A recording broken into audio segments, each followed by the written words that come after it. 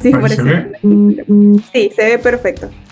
Bueno, ok, yo voy a perder un poco de visión de ustedes. Obviamente, si hay algo que aclarar, me avisás sin ningún problema. Yo Yo, te porque aviso. voy a minimizar la pantalla compartida de manera de poder ver directamente los slides. Excelente. Así que ahora Bien, sí, iniciamos. bien. Ahí ven que dice mosquitos a la carta. Un poco la intención de esto es repasar porque en el mundo hay más de 3.500 especies de culícidos que de alguna manera albergan a todos los mosquitos. Y un tema que no es menor es entender que los mosquitos son el animal que más gente elimina en el mundo, más allá de los ofidios, lo que son todas las víboras que pueden ser venenosas, lo que pueden ser los arácnidos. Hay que tener en cuenta que el mosquito, por ser vector de enfermedades, no una, sino diversas enfermedades, y dependiendo obviamente de la especie de mosquito, bueno, en general a través de virosis, es uno de los organismos que más enfermedades transmite del hombre de hombres sanos a hombres enfermos, perdón, de hombres enfermos a hombres sanos. Hay un ruido de fondo, no sé si se puede silenciar, e inclusive de animales a personas también, depende cuál sea la patología. Pero en ese sentido lo que hay que recordar es que por lo menos en el continente americano, bueno, en el continente, en Europa y en Asia también, el Aedes aegypti como género y especie, y principalmente como género el Aedes, es uno de los que más causa problemas, y en nuestro continente fundamentalmente a partir de una serie de enfermedades, como ser principalmente el dengue, Zika, chikungunya e inclusive aparece también ahora Mayaro e inclusive también el Loropochi. Así que hay que tener en cuenta que siendo el mosquito más antropofílico, con relación más vinculada al ser humano y el que mejor ha explotado los mecanismos de sobrevivencia en el entorno urbano y alrededor del hombre, bueno, es uno de los que mayor riesgo representa, independientemente de que el tema mosquitos como concepto es un tema complicado, porque los mosquitos todos se alimentan. La dentista, y tú conoces a Maggie. Sí, sí, sí. No tengo que decir. De todo eso pero mira, ¿qué sí? Es muy delicado. A mí me gusta más la Ah, otra. ¿podrían silenciarse? ¿Puede ser? No sé si me escuchan bien. Sí, ya lo silencié. Bien, ok. Ya Bueno, está. como les hacía referencia, el tema de la Aedes, obviamente son 5 serotipos. El quinto es de circulación selvática, por eso en general no se menciona. Hablamos del uno, del 2, del 3 y del 4. Depende del país, puede haber uno o puede haber más de uno, inclusive los cuatro en circulación, que sin ir más lejos es lo que pasó este año en Brasil. Y en Argentina, por ejemplo, tuvimos un brote histórico con más de, casi, con más de 400.000 casos, lo cual es un montón, 400 y pico de mil. Y desde el punto de vista epidemiológico, si interpretamos que eso siempre está subestimado, principalmente porque el dengue es una enfermedad que puede cursar asintomática y que desde la epidemiología se podría multiplicar por 10, bueno, estamos hablando de un montón de casos, muchos más que años anteriores. Inclusive en los reportes epidemiológicos se habla de hasta un 2.500% de incremento en relación a otros años, que no es tal cual así porque las estadísticas de años anteriores han estado desdibujadas y en muchos casos inclusive enmascaradas por el COVID en los años de pandemia. Pero sí, claramente el Aedes es uno de los principales y no por eso tenemos que perder de vista al resto. ¿Cuáles son el resto? Principalmente el Culex, que también es un mosquito muy domiciliario. Depende de la latitud, principalmente lo que es África. En la Argentina, por ejemplo, serían el NEA.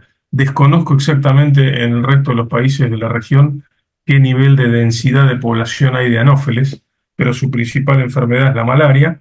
Y después tenemos otros mosquitos que son bastante urbanos o periurbanos, que obviamente van a proliferar en la medida que haya agua a disposición. Y no agua en pequeños espacios o recipientes, como puede ser el caso de la Aedes, sino agua en abundancia por lluvia, por encharcamiento o por anegamiento de determinadas zonas, que son el Oclerotatus o Aedes albifasciatus y Sorófora, que es el mosquito más de rebalse e inundación, pero a partir de grandes cursos de agua.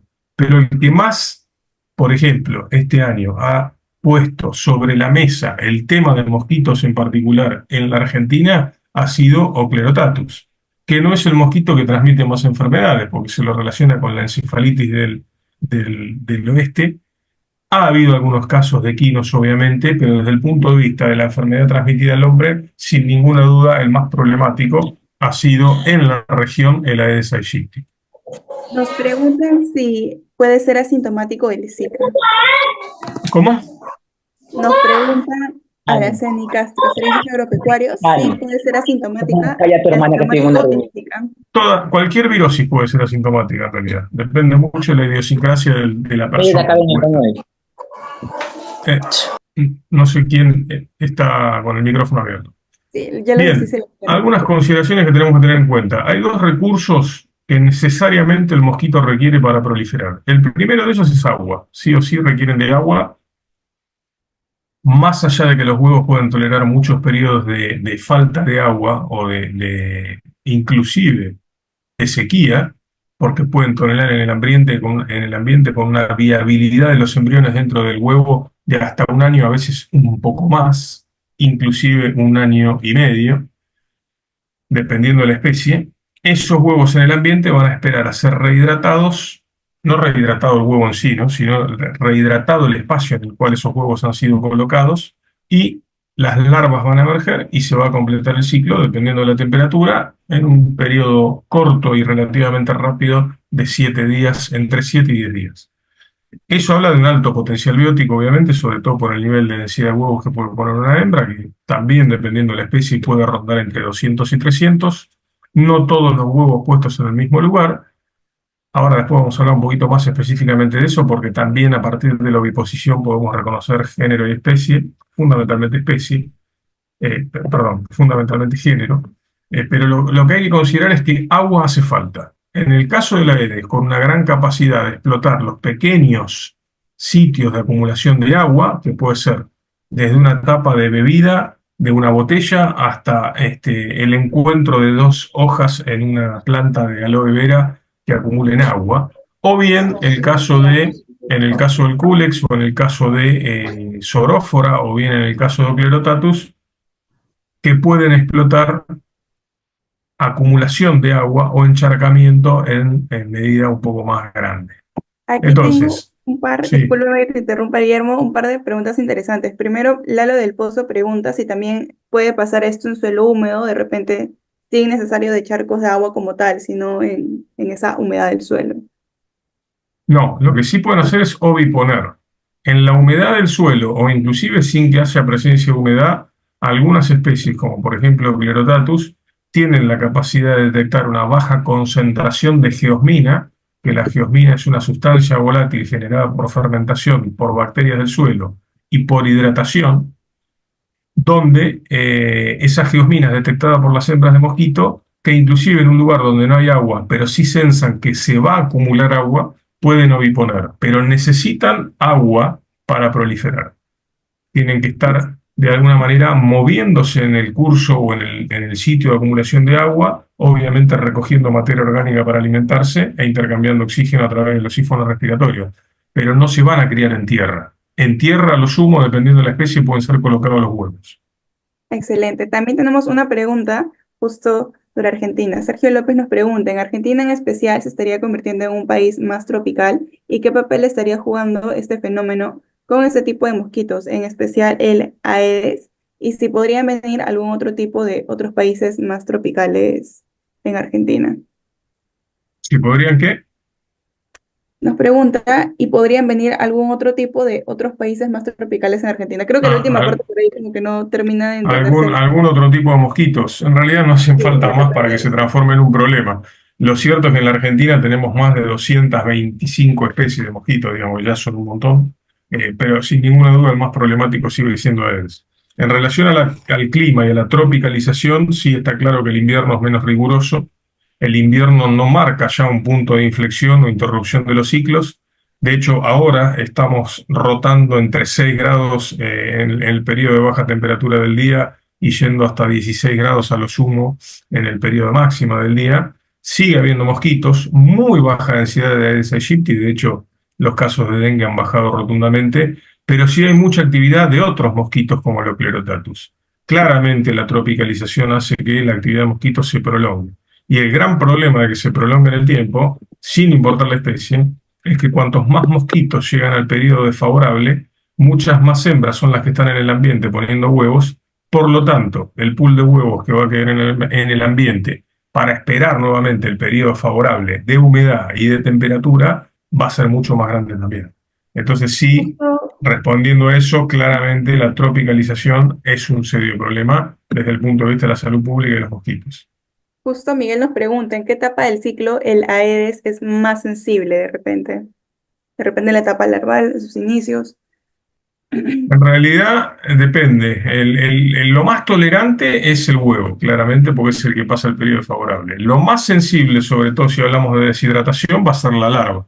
El estadio de pupa es bastante tolerante, obviamente también necesita terminar su ciclo en agua. Y el adulto que en condiciones de frío lo que va a hacer es quedarse en reposo, esperando por ahí radiación solar directa como para reactivarse un poco, o bien que la temperatura se eleve. No se va a morir por frío, podría morirse a partir de los 0 grados, pensando que en la exposición frente a 0 grados podría haber congelamiento. Pero no es lo que sucede habitualmente. Sí se termina muriendo de inanición y de vejez, entre comillas, más allá de la semana o los 10, 12 días. Pero bueno, lo Excelente. más susceptible suelen ser las larvas. Y listo, justo acá tengo más preguntas que las veo más extensas, no tanto acotados a lo que vas Y preguntando.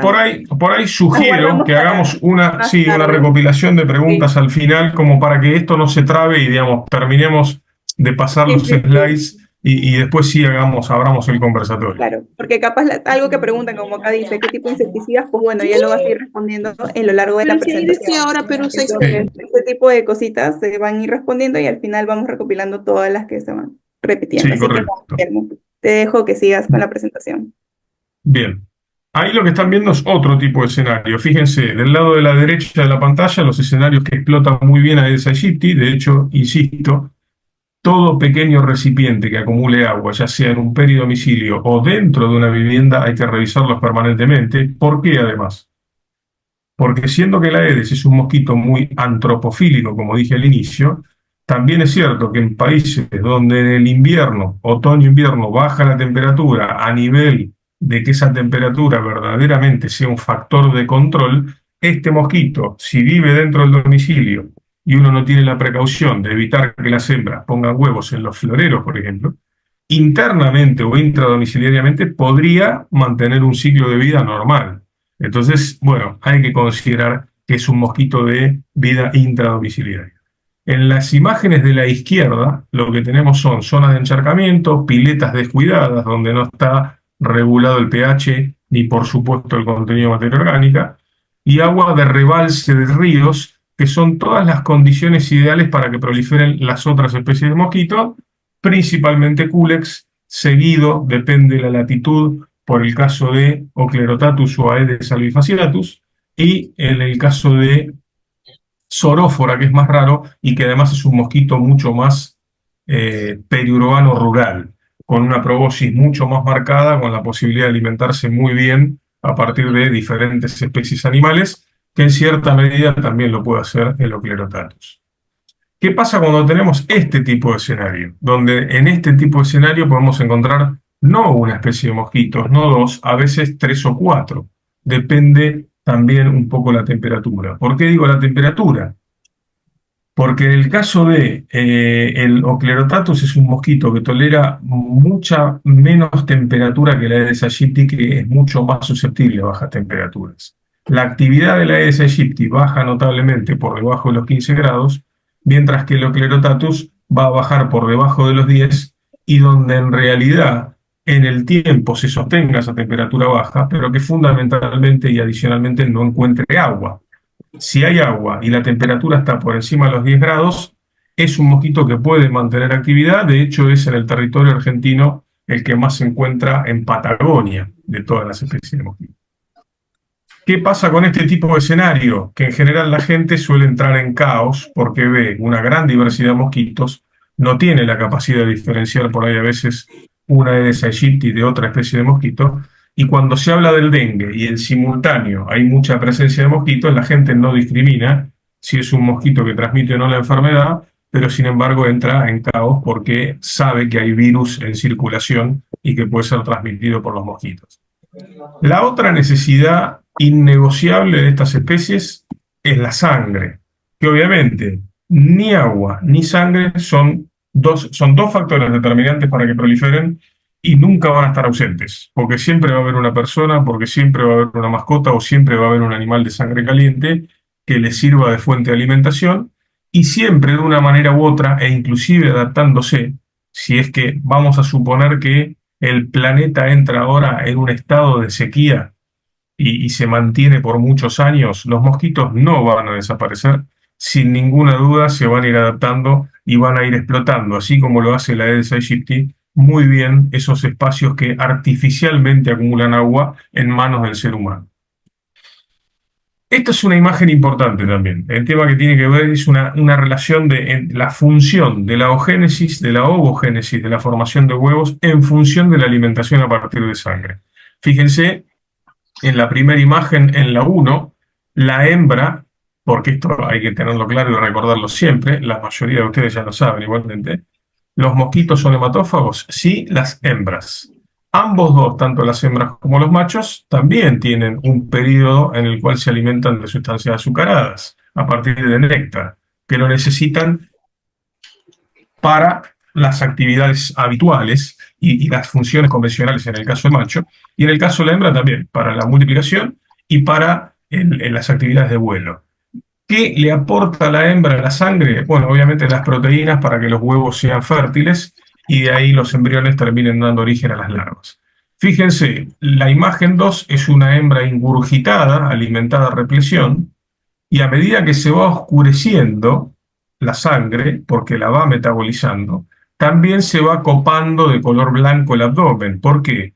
Va desapareciendo el color oscuro de la sangre y se va completando de color blanco a partir de la formación de huevos. La imagen 7, que estamos hablando de hasta 55-60 horas, es una hembra oviplena, lista para oviponer, donde esos huevos van a ser fértiles y seguramente, independientemente de la especie, los va a ubicar no todos juntos, porque tiene la capacidad de poner hasta 200 o 300 huevos, pero no los pone todos en el mismo lugar, y esto es por un simple mecanismo de sobrevivencia. Va a ir buscando en distintos sitios y va a poner entre 20, 30 o a lo sumo 40 huevos de manera aglomerada o individual, también dependiendo de la especie. De hecho, la Aedes aegypti pone los huevos oscuros de manera aislada y pegados a un sustrato, en general en la interfase entre el espacio aéreo y el agua, mientras que en el caso del Culex la hembra hace una masa de huevos que en conjunto arman una suerte de balsa o bote y flotan. A diferencia de los huevos de Anófeles, que son puestos individualmente en el agua, ¿por qué? Porque tienen en el corion una suerte de flotadores laterales que le permiten flotar, pero individualmente, no como en el caso del Culex que lo hace en masa. Esta es una tríada epidemiológica, donde tenemos la enfermedad o el patógeno que genera la enfermedad, en este caso el virus del dengue. Tenemos dos tipos de huésped, el huésped que puede ser definitivo y el huésped u organismo vector, en este caso el mosquito, hablando del dengue, el Aedes aegypti puntualmente, y tenemos dos tipos de ambiente, el ambiente del vector y el ambiente del huésped definitivo. Entonces, fíjense cómo acá también empezamos a hablar de tiempos. También empezamos a recordar, bueno, cuáles son los protocolos de manejo habitual que propone la Organización Mundial de la Salud o los distintos organismos del Estado de salud de los distintos países, y sin ninguna duda esas estrategias requieren revisión. Y ahora vamos a ir entendiendo por qué. Y tiene que ver con el ciclo viral del dengue dentro del organismo del mosquito y el ciclo viral y la manifestación de síntomas dentro del huésped definitivo. Los ambientes, ya sea el ambiente urbanizado o el ambiente propio, sobre todo los sitios de acumulación de agua donde se cría en la larva de mosquito, bueno, obviamente están uno al lado del otro, por lo tanto las estrategias de control en ese sentido Después lo veremos, pero se van a diferenciar control de adultos o de larvas, pero en el mismo ámbito. Lo que es importante tener en cuenta acá es lo siguiente. Un mosquito sano, no todos los mosquitos transmiten todas las enfermedades y no necesariamente por ser una Aedes aegypti, una Aedes va a transmitir dengue si es que no ha sido infectado con el virus del dengue. La primera condición para que un mosquito se transforme en vector es que le pique y succione sangre de una persona enferma. Al picarle a la persona enferma, el virus se va a replicar en el organismo del mosquito, tardando entre 6 y 8 días, y empiecen a notar, 6 a 8 días, el virus se replica, se acantona en las glándulas salivales, y dado que hay una retrocirculación al momento de la alimentación de parte del mosquito, y para succionar sangre debe inocular saliva, en esa inoculación de saliva se da la inoculación del virus. ¿Cuándo se manifiesta la enfermedad en la persona picada que ha sido inoculada con virus? Entre 8 y 10 días. O sea que 6 a 8 y 8 a 10 en el caso de la manifestación de los síntomas, si es que la persona manifiesta síntomas, porque puede ser asintomática. Y ahí, transcurridos como máximo 18 días, es donde la persona levanta la mano y dice: tengo síntomas de dengue, me voy a hacer un estudio. Desde el punto de vista del control, eso se pasa, una vez que está confirmado el caso de dengue, eso pasa a llamarse foco. Y el control focal hace que haya que controlar mosquitos en la vivienda de esa persona enferma, en las viviendas de toda esa manzana y en las manzanas que rodean, los bloques que rodean a esa manzana por 8. Eso quiere decir que de alguna manera estamos esperando, si es el primer caso de dengue, 18 días para tomar acciones de control. Cuando en realidad hoy existen, y las vamos a ver, trampas de adultos, por ejemplo, que a mí me permiten monitorear con mucha sensibilidad si hay presencia de Aedes en un lugar, y yo no tengo que esperar a que el mosquito le pique a una persona y adquiera el virus y que después se lo inocule a otra persona y que esa persona manifieste la enfermedad. Yo detecto que hay actividad de Aedes aegypti y puedo empezar a ejercer acciones de control, sobre todo sobre los adultos claramente y los estadios larvales. Hablábamos de que en realidad las oviposiciones eran diversas. Acá dos cuestiones biológicas típicas de los mosquitos. Primero, que la reproducción es de tipo sexual. Hace falta que el macho inocule a la hembra. Desde el punto de vista de algunas especies, siendo que son monógamas y la hembra llena su espermateca con el fluido seminal de un macho, ahí es que se torna importante como técnica orgánica o de control natural, biológico, el uso de la técnica del insecto estéril, que ahora también después lo vamos a mencionar. Pero lo importante acá es lo siguiente. Ocurre la fecundación de la hembra por parte del macho, ¿sí? Fíjense que de hecho hay oviposición, esta oviposición típica de huevos aislados pegados en una madera, en este caso en lo que sería un bajalengua de uso en medicina, o bien acá la hembra está oviponiendo, esos huevos bien característicos y aislados que se ven con lupa de mano, eso es típico de Aedes aegypti.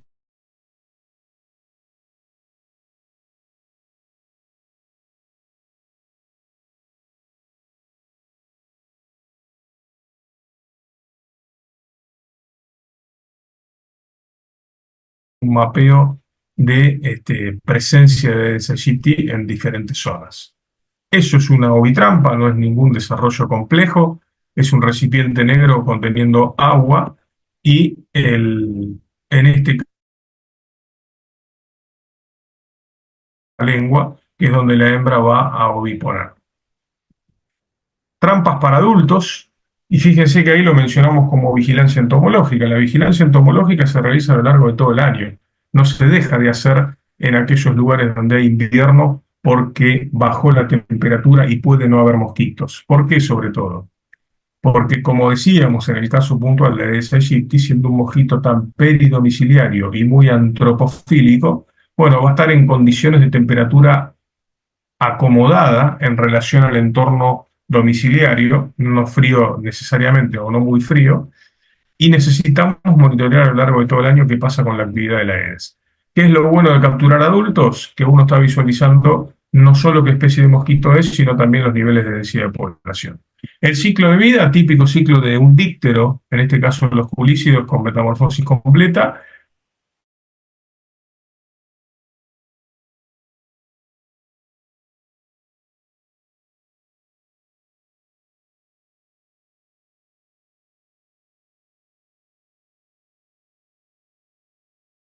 de agua se van a transformar en pupa y finalmente...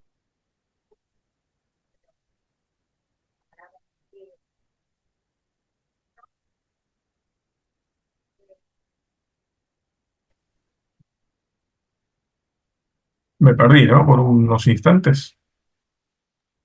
Sí, Guillermo, la transmisión también de la Ok, presentación ya no está. A ahí ver. volvimos, ahí volvimos. La señal no es muy buena. Sí. Ay, no estaba segura si era mi señal o la tuya. Pensé que era mi internet el que se estaba yendo, pero bueno, seguimos acá, es lo importante. Ya Bien, está. entonces, ¿qué es lo importante a considerar? No solo mosquitos, se lo pueden considerar también para moscas y lo pueden considerar para otras especies de insectos que tengan metamorfosis completa, pero en el caso puntual de los mosquitos, y a diferencia de las moscas, por ejemplo, esto ya nos plantea dos estrategias de control, una para el estadio larval y otra para el adulto. El adulto en vuelo, el estadio larval en agua. ¿Por qué digo a diferencia de las moscas? Porque la misma estrategia de control que usamos para mosquitos en el espacio aéreo podría controlar adultos de mosquito o adultos de mosca. La gran diferencia es que en el caso del control de mosquitos, un regulador de crecimiento, por ejemplo, o el Bacillus thuringiensis, lo aplicaríamos en el agua o en el lugar donde se estén criando las larvas, mientras que en el caso de las moscas, en aquel ámbito donde haya materia orgánica y humedad y que también las larvas se estén criando. El ciclo de vida entre 7 y 10 días va a depender claramente de la temperatura. Cuanto más temperatura por encima de los 25 grados, el periodo de desarrollo de huevo adulto se termina acortando. Por lo tanto, en una época favorable, estamos hablando de por lo menos 3 generaciones en el lapso de un mes. Si empezamos a escalar la cantidad de generaciones que se van superponiendo, obviamente los niveles de densidad de población terminan siendo muy grandes, dado que el potencial biótico también es muy grande. Entonces, por eso es importante, más que nada en el caso de vectores, mantener la vigilancia entomológica y plantear estrategias de control que se anticipen a la manifestación de la enfermedad, entendiendo que ya hay un mosquito vector en circulación. Teniendo el mosquito vector en circulación, nos falta un solo elemento en la ecuación, que es el virus en circulación en gente enferma. ¿Para qué vamos a esperar a que eso ocurra? Preferible empezar a eliminar el mosquito antes que se manifieste en gran densidad de casos. Otro aspecto importante a considerar es siempre que la pirámide poblacional nos va a indicar en insectos con metamorfosis completa que el gran pool de individuos en el ambiente van a ser estadios juveniles. Por lo tanto, si uno ve muchos mosquitos en vuelo, hay muchos más estadios juveniles en el entorno de crianza. Bien, las medidas de prevención y de control estratégico, que tienen que ver unas con otras. Nosotros dijimos al principio que había dos cuestiones elementales para que los mosquitos proliferen: agua y sangre. Sangre para que las hembras puedan dar descendencia y agua para que las larvas puedan criarse. El agua nosotros no podemos impedir que llueva, no podemos impedir que se acumule agua naturalmente. Por lo tanto, en el caso de Aedes aegypti, hay que extremar las medidas preventivas que hacen que descacharremos o evitemos la mayor proporción de envases artificiales en el ambiente que acumulen agua y le permitan criarse. En el caso de la alimentación de los adultos, ¿cómo evitamos que se alimente una hembra?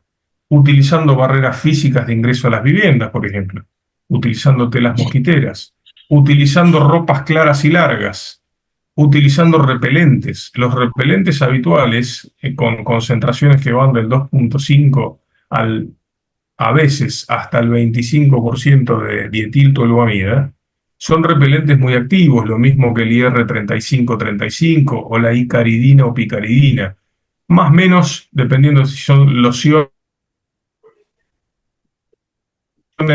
o si son productos en aerosol o cremas, pero la concentración que se utiliza, no importa cuál sea el activo, siempre ronda entre el 2,5 y el 25. Pero lo interesante ahí es entender que ese tipo de repelente verdaderamente inhibe a los receptores que tienen los mosquitos en las antenas principalmente, que le permiten detectar dióxido de carbono, ácido láctico y ácidos grasos corporales para censar al individuo y a partir de ese censo ir a alimentarse. Entonces, parte de la prevención es importante mantenerla a lo largo de todo el año también. ¿Para qué? Para que la cantidad de hembras que tengan la capacidad de dar descendencia sean cada vez menos. El control estratégico ¿de qué habla? De control de larvas por un lado y de control de adultos. Esto que ven acá es simplemente mantener un entorno con menor capacidad para las hembras para oviponer, descacharrando o juntando cualquier elemento que pueda acumular agua. ¿eh? Lo mismo que mantener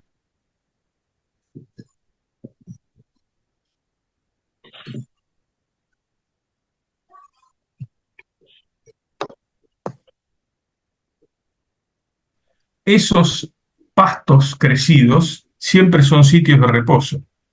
Y si uno tiene que hacer una aplicación de control de adultos, la aplicación de control de adultos, cuando la vegetación está más crecida y los mosquitos tienen muchos más puntos de refugio, también el impacto del insecticida es menor. Y lo otro es el intubado, entendiendo que los mosquitos explotan muy bien las zanjas o los grandes sitios de acumulación de agua, no en el caso de Aedes puntualmente, pero sí en el resto, es importante mantener intubados los cursos de agua en la medida que sea factible. El uso de telas mosquiteras, esto es muy común en hospitales, ¿para qué? Para que la persona que está siendo atendida y que tiene virus en circulación no sea una fuente de infección hacia otros mosquitos, pero además también en el uso en las viviendas, por ejemplo, para proteger a los niños en las cunas, también es un mecanismo de defensa, una barrera física. El uso de algunas siliconas o aceites en espejos de agua o en sitios donde se pueden estar criando, de manera de generar una película flotante que no le permita al mosquito a través del sifón respiratorio intercambiar oxígeno. Ya hay estudios en los cuales se conoce que el mosquito tiene la capacidad de metabolizar oxígeno presente en el agua sin ir a respirar a la superficie, digamos, pero en muy baja proporción. Por lo tanto, si uno mantiene el agua con una cubierta que impide que intercambie oxígeno a través del sifón respiratorio, finalmente los termina controlando. El uso de trampas, no solo para monitoreo, sino también para control. El uso de los repelentes, que lo mencionamos como buenos agentes de prevención. Y en lo que hace al control biológico, considerar que existen organismos que naturalmente controlan mosquitos y algunos que son cultivados y producidos masivamente. Por ejemplo, en el caso de algunas especies de mosquitos, por ejemplo el Oclerotatus o por ejemplo también el Culex o inclusive en algunos sitios el Anopheles, el caso de algunos peces que son predadores de larvas de mosquitos. En el caso de los quirópteros, los murciélagos, son grandes predadores también de mosquitos. Y en el caso del alguacil o libélula, son individuos, tanto el estadio juvenil como el adulto, que respectivamente consumen larvas de mosquito y adultos, en el caso de la libélula adulta. Y pasamos y después a las técnicas inducidas de control biológico, como ser Wolbachia, habrán escuchado, habrán leído o estarán al tanto de la estrategia de la fundación de Bill Gates, que lo que están haciendo es inocular Wolbachia en huevos de Aedes. Wolbachia es una bacteria que existe en una gran diversidad de especies de mosquito, no puntualmente en el Aedes, y lo que hace Wolbachia como bacteria en el organismo del mosquito es competir con el virus y evitar que el virus se propague dentro del mosquito. Por lo tanto, no se termina acantonando en las glándulas salivales y los Aedes que contienen Wolbachia en su organismo no adquieren la capacidad de transmitir la enfermedad. Eso lo que se está haciendo es inocular huevos, criar los mosquitos que contienen Wolbachia, liberarlos al ambiente para que machos y hembras sean fecundados unos con otros, obviamente, y la descendencia tenga en su organismo Wolbachia. Y en el caso de la técnica del insecto estéril, es la radiación de machos criados masivamente para liberarlos al ambiente, conservan la función reproductiva, conservan fluido seminal, pero no viable. Entonces, la hembra es cargada en su espermateca con fluido seminal no viable, por lo tanto, no pueden dar descendencia. En lo que hace al control químico, principalmente, nos concentramos en el control de adultos y en el control de estadio larval.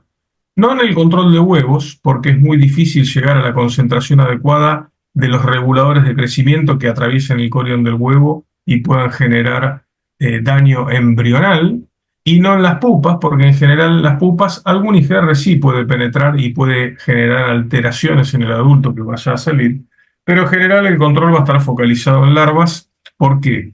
Porque para control de larvas lo podemos hacer a partir de reguladores de crecimiento, pero a través de Bacillus thuringiensis, variedad israeliensis, en el caso de la Aedes, o Bacillus sphaericus, en el caso de Culex o Anopheles. Entonces, dado que el Bacillus tiene que ser ingerido, sí o sí tenemos que administrarlo en etapa larval, porque en estado de pupa, más allá de que en el caso del mosquito las pupas conservan movilidad, no tienen actividad alimenticia. Por lo tanto, sí o sí tiene que ser en estadio gradual.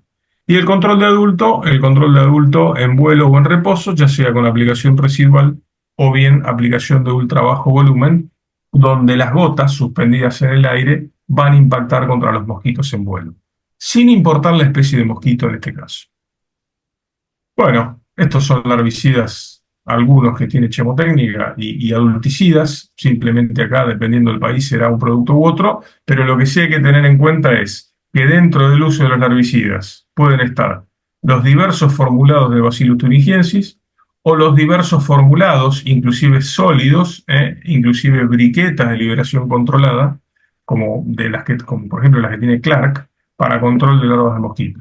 Y en el caso de los insecticidas, los concentrados emulsionables para control del adulto en vuelo y las suspensiones concentradas para aplicación sobre superficie y tener un control complementario de los mosquitos que puedan posarse en las superficies.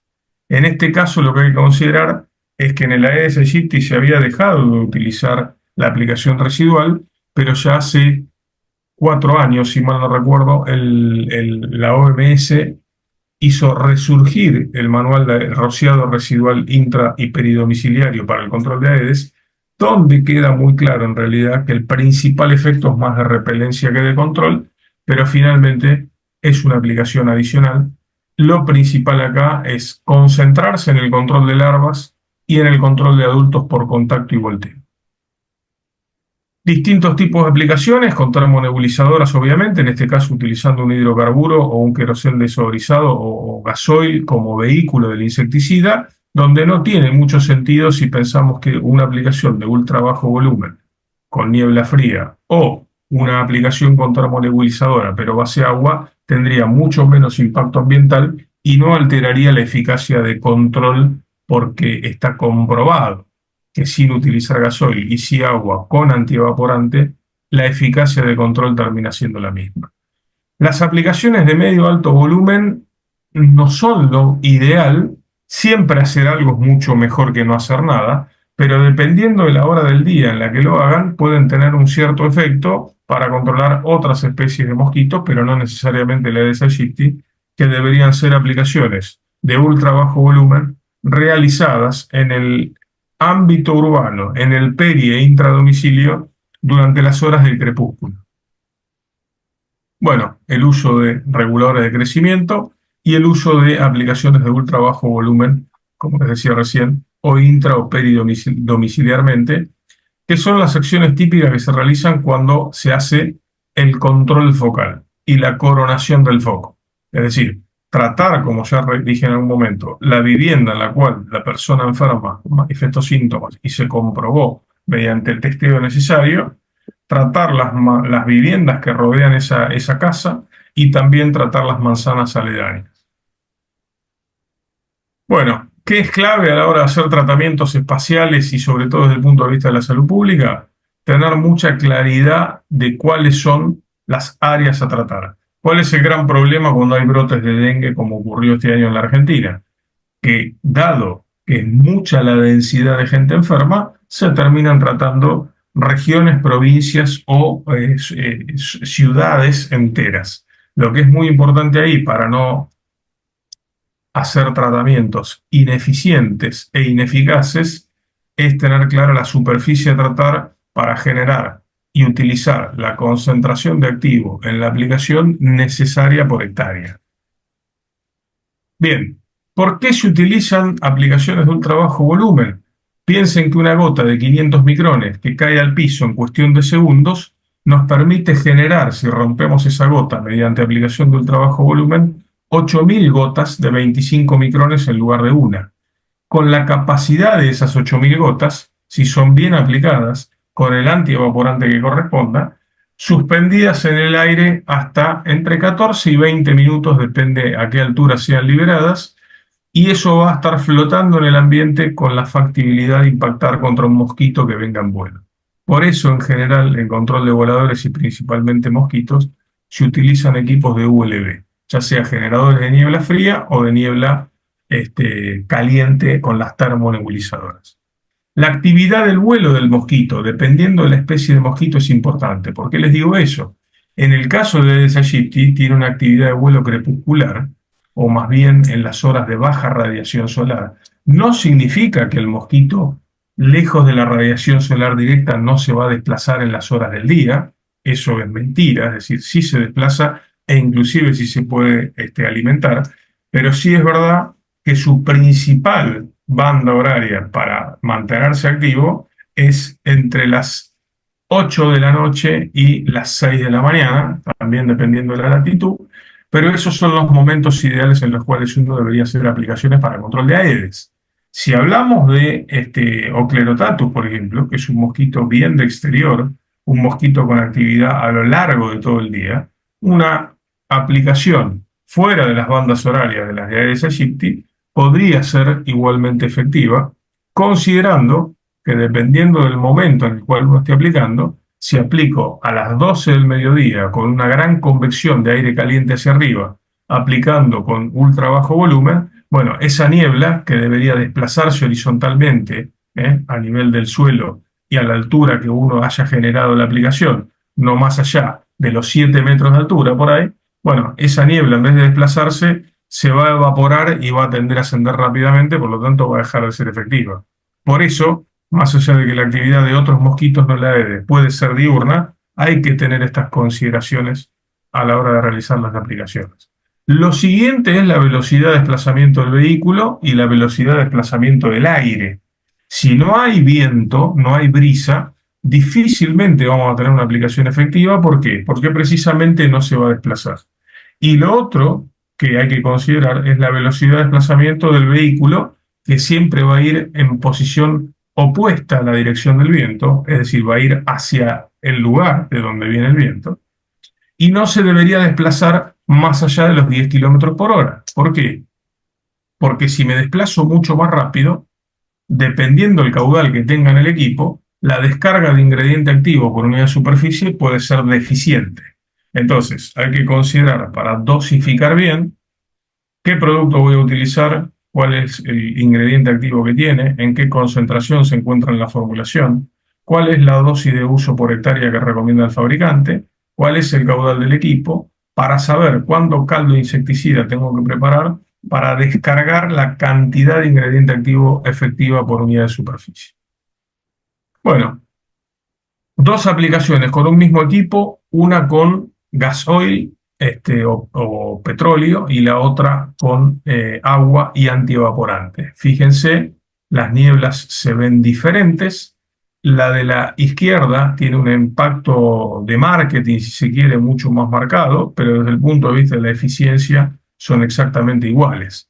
Por lo tanto, considerando que el agua es mucho más barata que el petróleo y el impacto ambiental es mucho más bajo, siempre se recomienda, si el equipo está preparado para hacerlo así, aplicar base agua. Y si es una niebla fría, por supuesto que mucho más, ¿no? Y por último, la aplicación aérea. Y lo mencionamos ¿por qué? Porque dependiendo el país, dependiendo las recomendaciones y dependiendo del expertise y la disponibilidad de la tecnología, hay muchos países que están utilizando aplicación aérea para el control de mosquitos y hay otros, como por ejemplo la Argentina u otros países de Latinoamérica, donde por ahí la tecnología no está tan arraigada y el concepto de uso tampoco, y recién ahora, incipientemente, precisamente por el nivel de casos de dengue que hubo en el último brote, están empezando a aparecer como una alternativa. ¿Cuál es la gran diferencia? Si uno cuenta verdaderamente en su país con la tecnología, que la capacidad de trabajo es mucho más alta. Ustedes piensen que un avión volando a 90 metros de altura tiene una capacidad de cobertura de 300 metros de ancho, puede hacer en cuestión de un par de horas hasta 10.000 hectáreas. Mientras que hacer 10.000 hectáreas de tratamiento con un equipo montado, pesado en vehículo, bueno, obviamente es mucho más lento, se requieren muchos más vehículos, mucho más equipamiento y mucha más gente. Después está la discusión de la eficacia o del efecto de la aplicación, que eso es lo más cuestionable, pero depende para qué mosquito sea. En algunos países son prácticas muy, muy establecidas. Bueno, como conclusión, fíjense que acá en realidad están todas las especies de mosquitos que mencionamos, en el caso del Culex, caso de Anopheles, caso de Aedes, caso de Oclerotatus y el caso de Sorófora. No importa cuál sea el mosquito, todos requieren sangre para que las hembras proliferen, todos requieren agua para que las hembras coloquen huevos y sus larvas desarrollen, distintos tipos y escenarios de agua, pero que a la hora del control las estrategias van a ser transversales, porque el adulto lo puedo controlar con el mismo tipo de equipamiento y producto, y las larvas también. Lo que sí va a variar es el momento y los ajustes que tengo que hacer para aplicar y los ámbitos. Por ejemplo, lo que decíamos antes, ¿todas las hembras ponen huevos? Sí. ¿Todas los ponen en agua? Sí, pero no en el mismo espacio de agua. Entonces ahí es donde tenemos que decir, bueno, para control de la Aedes aegypti nos favorece mucho más para control de estadio larval el descacharrado y el uso de un gotero con Bacillus thuringiensis en pequeños receptáculos de agua, a diferencia del control de Oclerotatus, que lo tengo que hacer con una moto mochila o con un equipo pesado aplicando un regulador de crecimiento en otro nivel, en otro volumen de agua. Respecto del hábito, ¿cuándo voy a hacer un control de adulto? En el caso de Aedes lo dijimos antes, en las horas del crepúsculo principalmente, y en el caso de Oclerotatus, por ejemplo, podría ser en cualquier momento del día. Yo me estoy refiriendo principalmente a dos géneros de especies. Depende de dónde estén y depende cuál sea la proporción de las distintas especies de mosquito, bueno, ustedes van a tener que tener la capacidad de plantear una estrategia u otra. Y por último, los recursos disponibles, porque uno puede saber en el mundo qué es todo lo que se usa, qué es todo lo que funciona, pero a la hora de disponer de equipos o de recurso económico para comprar un producto u otro, no tengo acceso. Y si no tengo acceso, me tendré que limitar a hacer control con lo que tenga a la mano. Siempre hay que tener en cuenta dos cuestiones. Que hacer algo es mucho más que no hacer nada, aunque parezca una tontería, y que prevenir siempre es mucho más barato que curar. Por lo tanto, las medidas preventivas hay que sostenerlas en el tiempo y desde el punto de vista del control, ni bien la vigilancia entomológica nos avise que empieza a haber mosquitos presentes, deberían ejercerse acciones de control. Bueno, la idea de esta charla, suerte de resumen, es para que, bueno, de última podamos evacuar a partir de eso, utilizar la presentación como un disparador de preguntas, si es que las tienen, si es que no están ya para la cerveza y la cena, pero bueno, lo No, que sí, sí quieran. hay un par de preguntas, Guillermo, no te preocupes, ahí están las preguntas para ir conversando. Así que Bien, nada, nuevamente para los que recién se han unido al final, primero Guillermo ha hecho su presentación y ahora vamos a comenzar con la ronda de preguntas. Pueden dejarla en el chat o si se sienten más cómodos pueden prender su cámara, levantar la mano y ustedes directamente conversar aquí con nuestro gran expositor, con Guillermo. Entonces, arranco en orden. Primero, José Leonardo nos estaba preguntando, ¿qué distancia recorre el mosquito y qué tipo de insecticidas se usan para controlarlo? Creo que ya lo respondí a lo largo de la charla, pero de repente, ¿cuáles piensas que son prioritarios, no? bueno, a ver, depende, para controlarlos depende del tipo de aplicación. En realidad, si es una aplicación de ultra bajo volumen y uno lo que busca es volteo, debería ser a priori un concentrado emulsionable. Y en general lo que más se utiliza en el mundo son piretroides. No únicamente, pero sí lo que más se utiliza suelen ser piretroides y sobre todo piretroides de grupo 2, no cianopiretroides, no irritantes como puede ser la permetrina. O bien la deltametrina, que sí es un cianopiretroide, pero en baja concentración es muy activo, por eso son formulaciones de 1 o 1,5%. En el caso de la permetrina, depende cuál sea, suelen ser permetrina común o high cis hasta el 10% de concentración, puede ser etofenprox, puede ser pirimifosmetil, puede ser clorpirifos, depende del país y el organismo regulatorio que es lo que les permita utilizar. Pero sí o sí, principalmente concentrado emulsionable. Ahí al pasar cuántas cepas de virus existen, son 5, lo dijimos al principio. 5, el quinto, el tipo 5 selvático, de circulación selvática, pero en el resto hablamos de uno, 2, 3 y 4, y en realidad depende del país, pueden estar las 4 en circulación. Lo otro que preguntaba la misma persona es ¿hasta cuánto vuela el mosquito? Depende cuál sea la especie de mosquito, pero no se van a desplazar más allá de los 90 a 120 metros idealmente. En el caso del Aedes, no más allá de los 20 metros, suele estar en el entorno inmediato del peridomicilio en el cual ha sido criado. Ojo, también eso depende, esto es biología, depende mucho también de las corrientes de aire.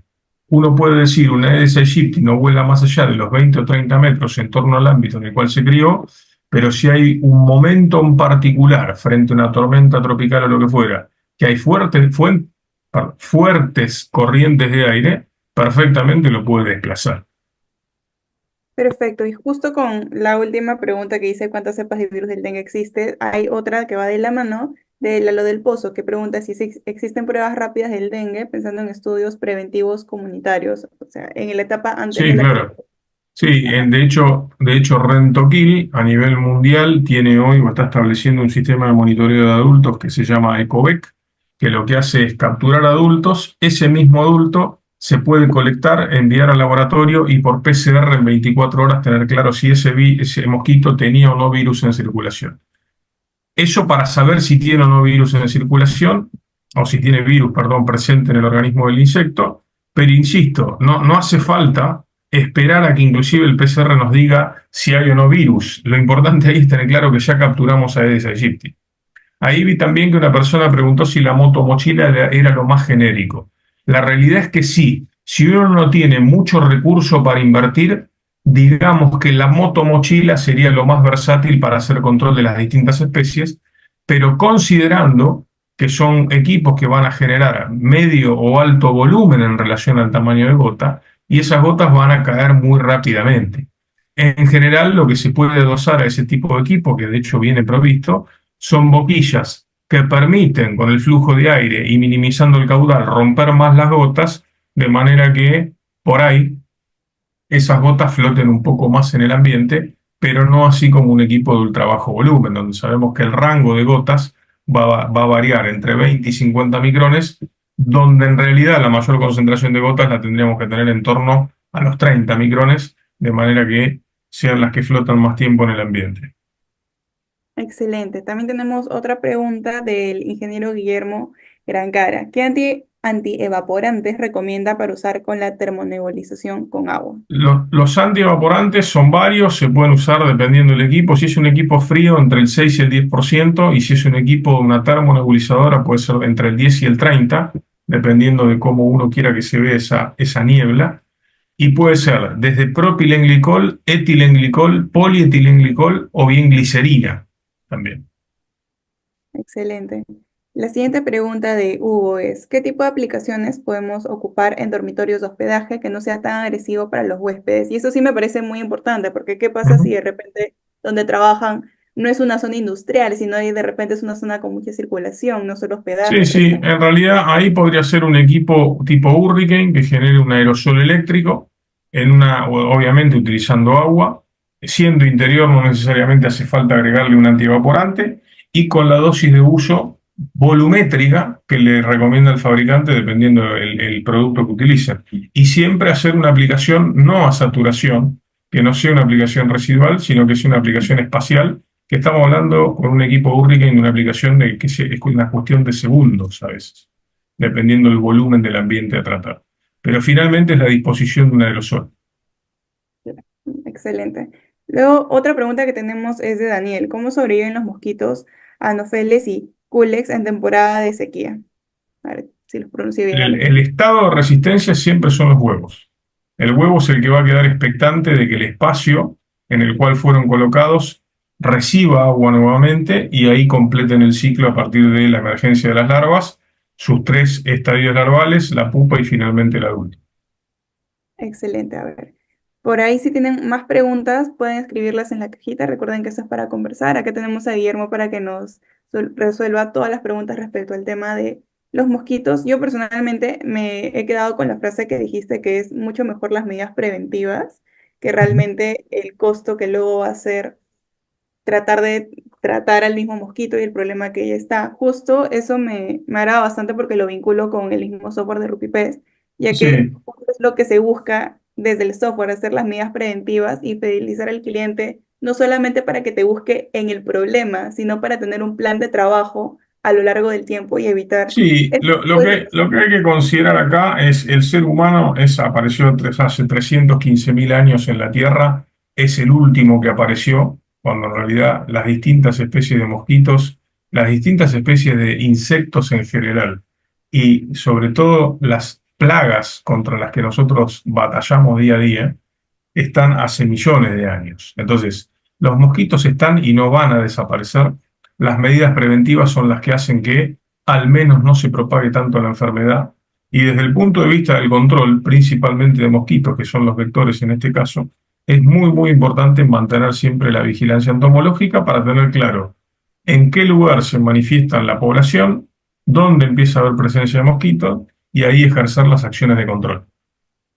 Y si tú tuvieras que hablar con alguien que de repente recién está iniciando en todo el mundo de control de plagas, recién está poniendo los servicios, ¿qué tipo de plan tú le recomendarías que tenga con sus clientes, ¿no? De repente, yo no soy experta en el tema, para esto yo soy la encargada de marketing en RupiPes, Ujú. entonces entre Sí. esos temas técnicos que no No, los manejo, si es un hablar lugar, si es un cada lugar cuánto donde, tiempo de repente. claro, si Ujú. es un lugar donde el clima no, de alguna manera, no corta el ciclo y hay mosquitos a lo largo de todo el año, bueno, se pueden mantener ovitrampas. Ustedes ya vieron que las ovitrampas, por ejemplo, son finalmente recipientes negros que contienen agua y un palillo de madera que nos permite monitorear presencia indirecta de Aedes, o bien trampas para adultos si es que tienen acceso a invertir en eso. Se le puede proponer a los clientes mantener uno mismo como empresa, mantener un sistema de monitoreo activo y en la medida que hay presencia, ejercer acciones de control. ¿Cada cuánto tiempo sería próximo el monitoreo? O de repente varía como tú bien mencionas de clima en clima. ¿Cómo, cómo? El tiempo, ¿cada cuánto No, no, tiempo el monitoreo? monitoreo, vos el elemento de monitoreo lo mantenés a lo largo de todo el año. Y lo ideal sería con una frecuencia de 7 a 10 días máximo, que tiene que ver con lo que tarda el huevo a desarrollar adulto. Lo interesante del monitoreo sería ir cortando los ciclos.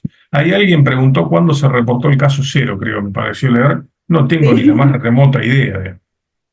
un poquito No, más no, específico, no pero sé, también, es como el huevo o la gallina, no sé dónde apareció el primer tipo con dengue, la verdad. pero si bien es cierto que el dengue he visto que según la OMS este último año ha surgido bastante fuerte, incluso en mismo Latinoamérica. Me parece que hasta inicios de año Sí, en sí, Brasil, a ver, país, Latinoamérica ha tenido Perú, Perú ni hablar, es decir, en toda Latinoamérica el dengue ha crecido notablemente, sin ninguna duda la tropicalización tiene que ver, el incremento de la temperatura que favorece una proliferación mucho más alta, la circulación de virus que se va acelerando. Hay un tema muy en análisis que tiene que ver con la transmisión vertical, es decir, cuántas hembras en una concentración alta de virus ponen huevos en el ambiente y el virus se mantiene viable en ese huevo, lo cual es muy complejo, porque si verdaderamente esto se termina demostrando, ya no se trata solamente de la persona con virus en circulación, sino que ya van a estar naciendo mosquitos con una carga viral, lo cual sería más que complicado. Eh, y lo otro a tener en cuenta ahí es que sí, en la mayoría de los países de la región el incremento de casos ha sido entre el 200 y el 300%, salvo la Argentina, como mencioné al principio, que se ha disparado hasta un 2500%, pero no es porque verdaderamente ha sido así, sino porque las estadísticas de años anteriores vienen mal. Conclusión, en la región sí hubo un incremento marcado de casos de dengue, depende del país, ronda entre el 200 y el 300% más que años anteriores. excelente. Ahí también tenemos una preguntita más de Víctor que pregunta si los larvicidas pueden generar algún daño en las personas o quienes son más No, vulnerables a la no, picalización. en general los larvicidas son muy específicos y son reguladores de crecimiento, tan específicos que pueden ser utilizados, depende cuál sea, en agua de bebida, y lo mismo ocurre con el Bacillus thuringiensis, que también es un producto inocuo, no va a afectar a otros organismos acuáticos.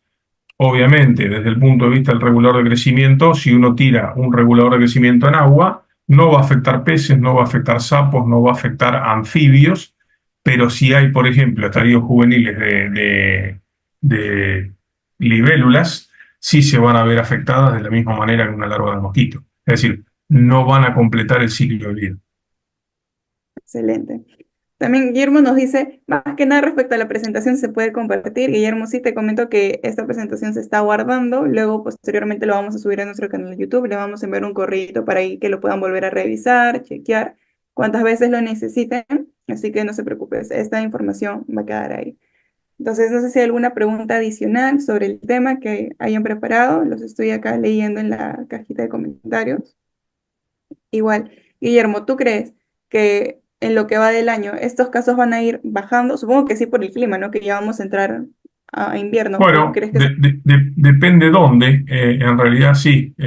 A ver, en Argentina el pico ya pasó. En Brasil todavía están con cierto nivel de concentración de casos.